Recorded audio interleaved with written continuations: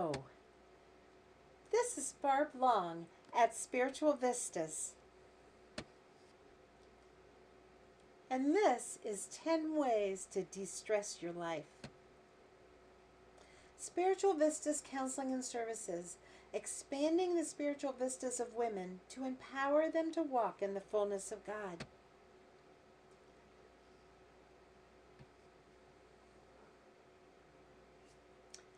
Number 1, the first way that I want to talk about today that you can de-stress your life is to get physical.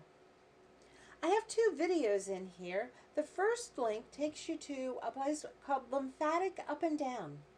You know, your lymphatic system needs up and down movement of your body to be able to pump, because it doesn't have a pump like the circulatory system has the heart. Your lymphatic system doesn't have anything. And so that up and down movement helps pump the lymphatic system and keep it healthy. So there's a fun little exercise there that I demonstrated, that first link. The second link is stretching. And I just demonstrated a stretch scenario step thing that I do for myself. You can create your own. That just works for me. I like doing that, and it's very relaxing to me. It helps get the stress out of my body. Now the next way that you can get physical is to do stretching. To do a body ripple or a body wave. Now this is really simple. So let's start with, I want you to tighten the muscles in your feet.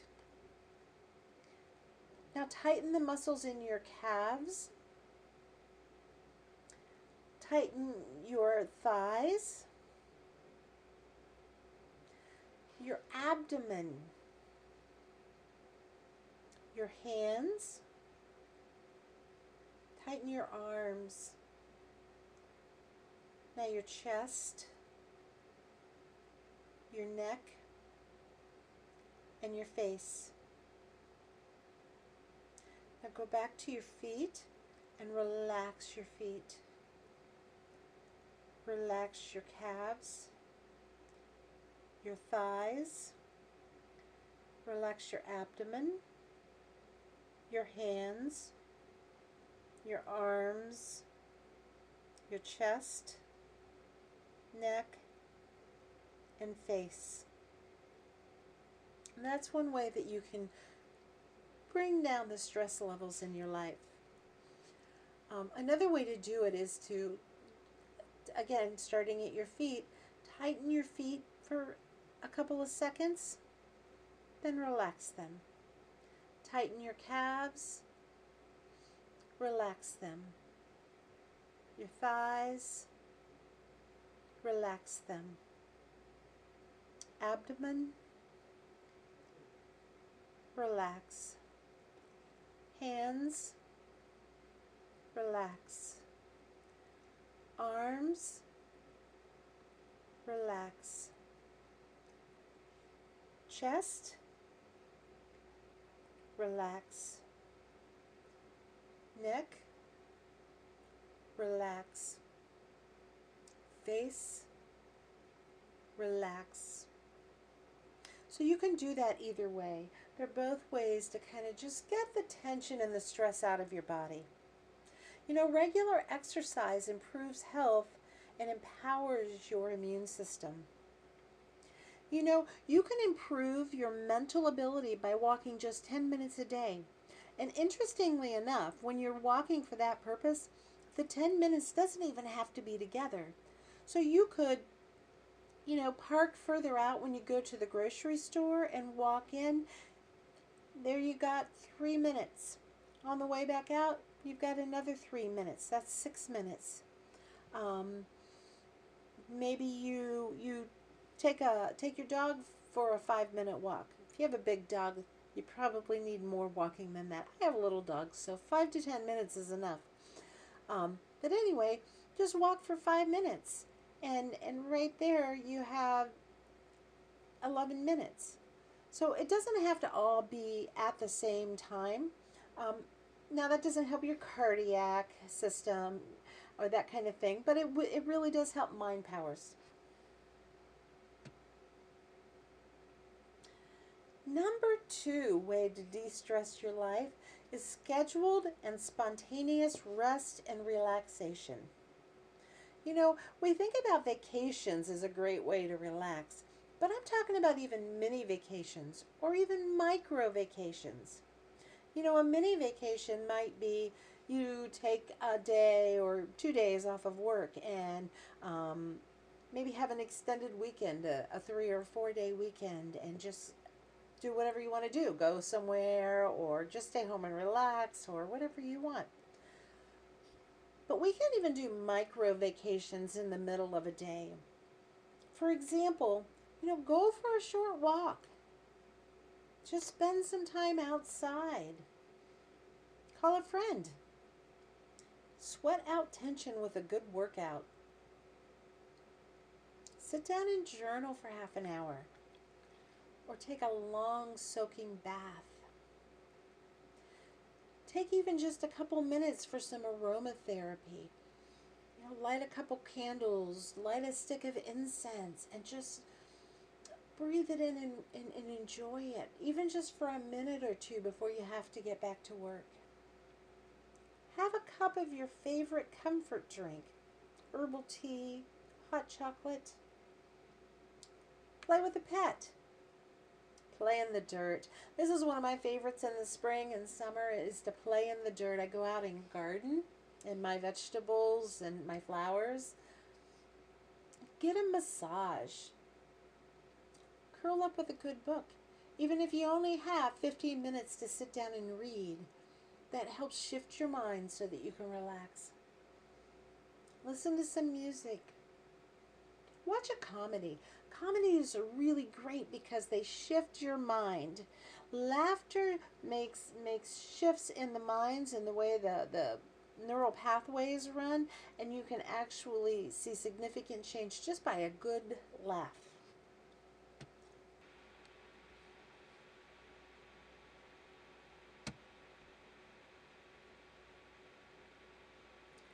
Number three, mindfulness. Mindfulness is simply fully entering the present with your senses, your body, your emotions, and your spirit. In its simplest form, mindfulness is simply being aware of yourself and your surroundings. Here's a technique I often use with clients to help them relax and tune into the present. Take a couple of deep breaths. In slowly through your nose, out slowly through pursed lips. Breathe from your diaphragm so that when you breathe in, your belly is sucked in, and the reverse when you breathe out. Pay attention to your breathing and do this several times. Now I want you to start to tune into your environment. What are 5 things that you see? Let your eyes dwell on each one of them for a few moments. Do you notice any details you missed before? Now pay attention to 5 things that you hear. This one's a little harder. If you get stuck, you can also listen to what's going on in your body. Can you hear your breathing or your heart? What do you smell? Is it a pleasant aroma? A pungent odor? Can you smell more than one thing? What sensations is your physical body feeling? Are any of your muscles tense? Are you warm or cool? Do you feel tired or alert? Notice your breathing. Is it fast or slow? Deep or shallow? What emotions are you feeling? What thoughts are running through your mind? Don't judge your thoughts and feelings, just be aware of them. Number 4, avoid unnecessary stress. Not all stress can be avoided, In fact, it's really not even healthy to avoid a situation that needs to be addressed. But there are some stresses that you can eliminate. Learn the art of no. Know your limits and stick to them. If you've been asked to do something or you feel pressured to do something but you're not sure how you feel, go back and do the mindfulness technique to get in touch with those feelings. Don't let guilt be your motivator. You can also avoid people who stress you out. If someone consistently causes stress in your life and you can't turn the relationship around, limit the amount of time you spend with that person or even end the relationship. Take control of your environment. If the evening news increases your anxiety, don't watch it. The world is not going to stop turning if you don't know what's going on. If it's a traffic drive that is stressing you out, try a different, might be longer, but less congested route. If shopping stresses you out, try to do it online. You can even get groceries online these days. Avoid hot button topics. Those topics you get really irritated about because you feel really strongly about. When they come up, excuse yourself from the conversation. And if necessary, avoid those people. I have a few of those that really are hot button topics for me. And I just have to really avoid talking about those situations and keep my mouth shut unless I really want to get into a heated discussion. Also, pare down your to-do list. Look carefully at your schedule, your responsibilities, and your daily tasks. Separate the needs, the wants, and the shoulds. Needs need to get done. Wants, well, we all want to do them, but really they can wait. And shoulds are generally laden with guilt. If you feel like you should do something, stop and ask yourself, do I need to do this? Do I want to do this? Because if the answer to both of those is no, then maybe you shouldn't do it. Number 5, alter the situation. Can you make changes in a situation so the problem won't come back? Maybe changing how you communicate or how you operate. First off, you could express your feelings instead of bottling them out. And a really great way to do that, to communicate your concerns and needs in an open and respectful way, is to use an I statement. I statements are just very simple. When you blank, I feel blank. I wish blank. And if needed, because I am powerless over you, I blank. So here's an example. When you leave the lights on when you leave a room, I feel frustrated because it runs up the electric bill. I wish you would turn off the lights. And if needed, you can add, because I'm powerless over you, I'm going to start charging you $0.25 every time I have to turn off a light for you. I have to tell you, I did that one with my girls. They started turning the lights off. But in the meantime, I got extra quarters to help pay the electric bill.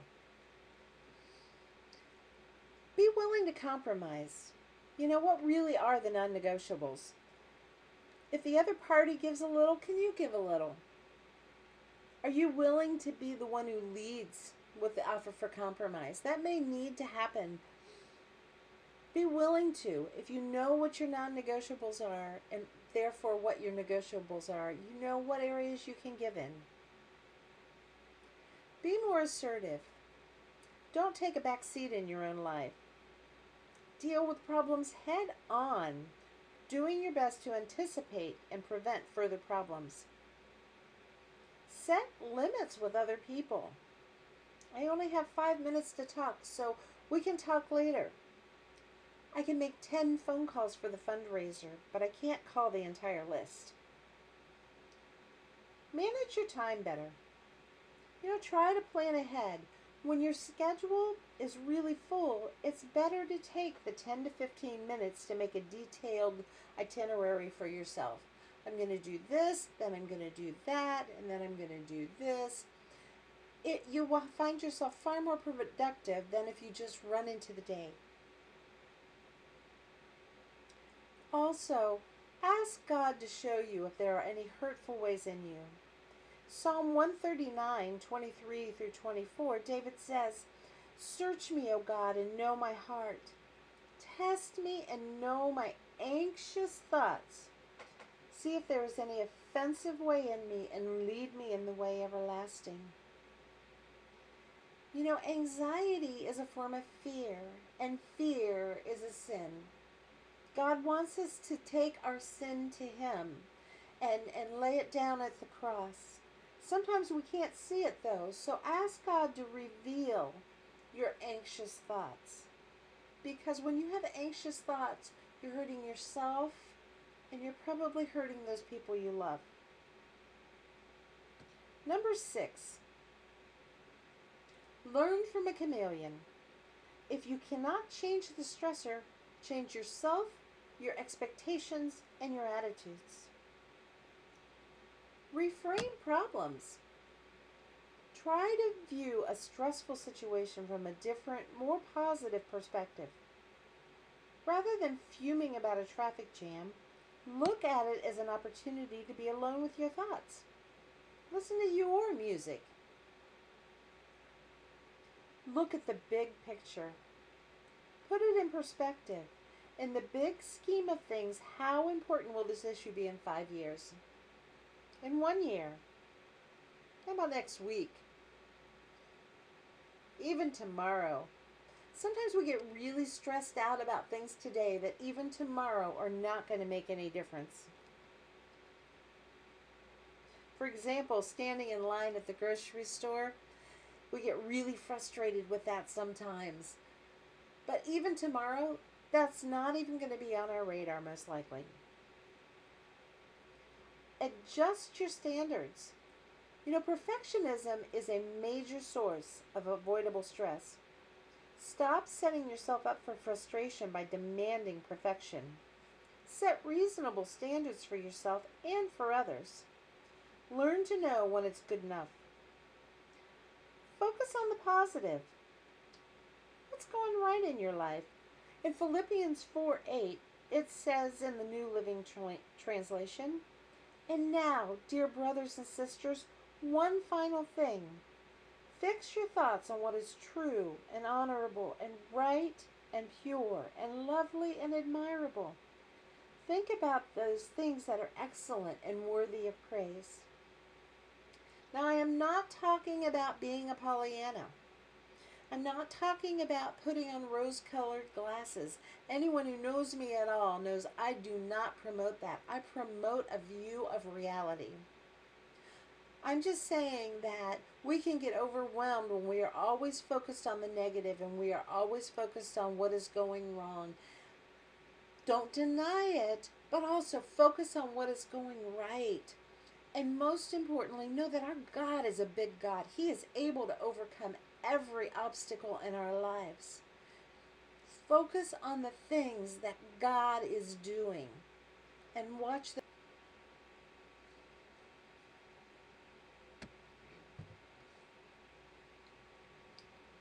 Be wise and accept the things that you can't change. Some stressors are unavoidable. In these situations, acceptance, though difficult, in the long run is easier than railing against a situation you can't change. So don't try to control the uncontrollable. Many things in life are beyond our control, not the least of which is the behavior of others. You can only control how you respond to them. Something I hear all the time are comments like, "He needs to learn whatever." But beware, because no, he doesn't need to learn. Excuse me. And no, you don't have the power to change him. You only have the power to alter your reactions to him. Look for the upside. We're perfected in struggles and trials.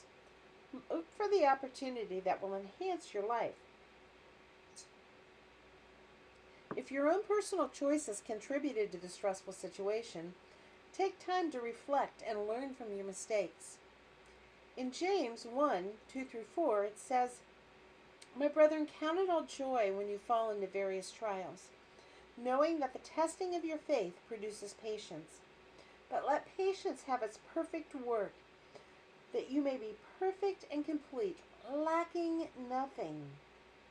So as you go through those struggles, you are getting to a place where you lack nothing.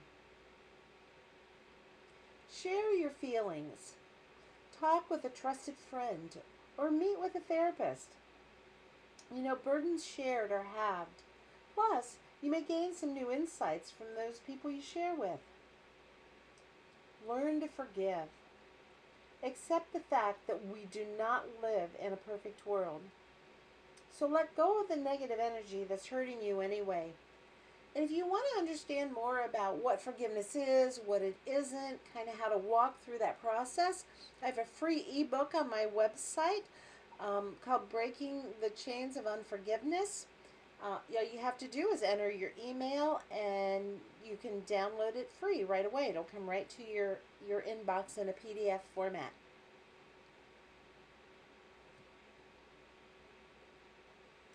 Solve problems while they're little.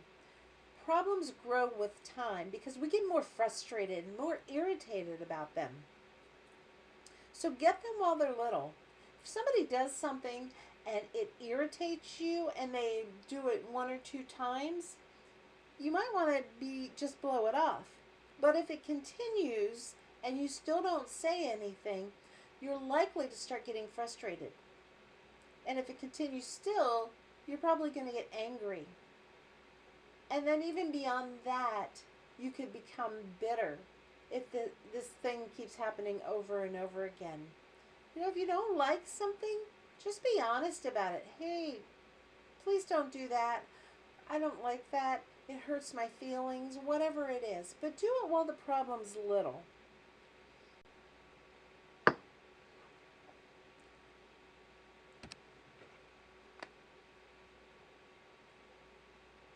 Silence the bullies in your head, especially the ones that cuss at you. How you think can have a profound effect on your emotional and physical well-being.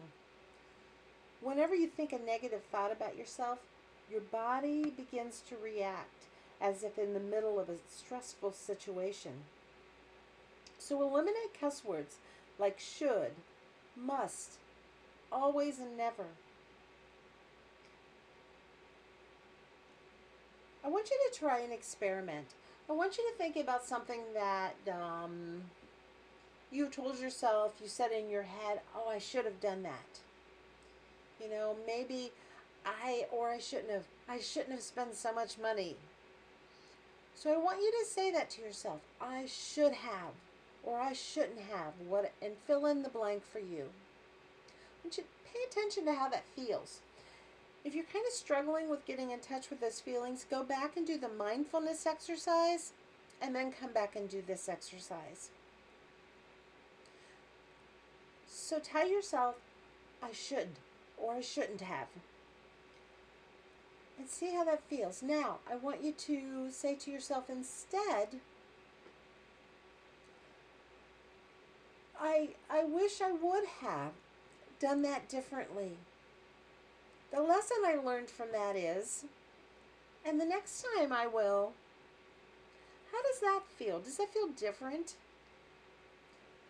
It really feels very different if you're paying attention. Because one way you're bullying yourself, you're shooting yourself. The other way, you're looking at it, you're learning from it, and you're setting goals for your future.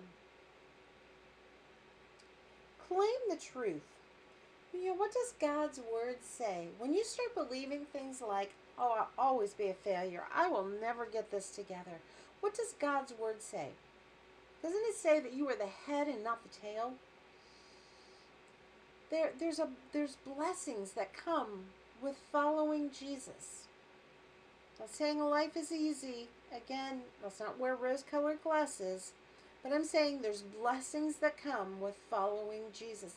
Claim those blessings. Speak the truth over your life. You know, David spoke to his soul all the time. Bless the Lord, O my soul. You will find that in so many Psalms.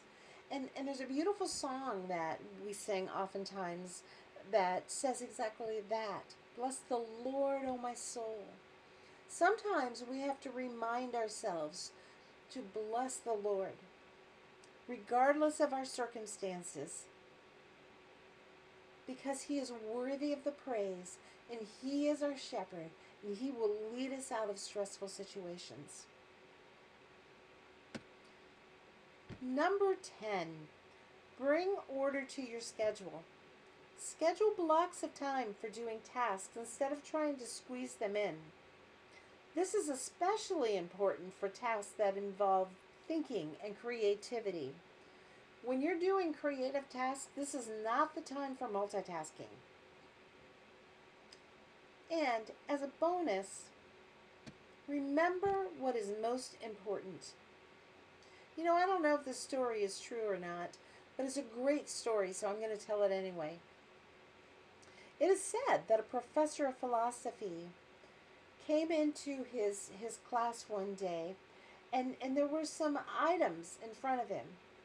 So when the class began, wordlessly, he picked up a large empty mayonnaise jar and filled it with rocks that were about 2 inches in diameter. Finally he spoke, and he asked the students if the jar was full. They agreed that it was. So then the professor picked up a box of pebbles and poured them into the jar. He shook the jar lightly and watched as the pebbles rolled into the open areas between the rocks. So once again, the professor asked if the jar was full. Well, they all chuckled and agreed that yes, indeed, it was full this time. Then the professor picked up a box of sand and poured it into the jar. The sand filled the remaining open areas of the jar. So once again, he asked the class if it was full. All agreed surely. Now it was finally full. Until the professor picked up a pitcher of water. And the water filled between even the grains of sand. Now, said the professor, I want you to recognize that this jar signifies your life. The rocks are the truly important things, such as family, health, and relationships. If everything else was lost and only the rocks remained, your life would still be meaningful. The pebbles are the other things that matter in life, such as work or school. And the sand signifies the remaining small stuff and material possessions. And the water? Well, the water are the urgent demands that eat up our time. Unfortunately, what we do a lot of times is we put the water and sand into the jar first. Then there's no room for the rocks or the pebbles. If you spend all your time and energy on the small stuff, the water and the sand, you'll never have time for the things that are really important. So pay attention to the things in life that are critical to your happiness and well-being. Take time to get medical checkups. Play with your children. Go for a run. Write your grandmother a letter. You know, there'll always be time to clean the house or fix the disposal. Take care of the rocks first, the things that really matter. Set your priorities because the rest is just sand and water. So let's review quickly 10 ways to de-stress your life. Number 1, get physical. 2, have scheduled and spontaneous rest and relaxation. 3, use mindfulness to stay in the present. 4, avoid unnecessary stress. 5, change the situation. 6, be a chameleon. 7, be wise and accept what you cannot change. 8, solve problems when they're little. 9, silence the bullies in your head. And 10, order your schedule instead of it ordering you. And also don't forget to focus on the priorities. This has been Barb Long at Spiritual Vistas. I'm wondering, what did you learn today? What do you do to de-stress your life? I would love to hear from you and have a discussion. So come over and join the discussion on Facebook, on Twitter, and on Google+. Have a blessed day.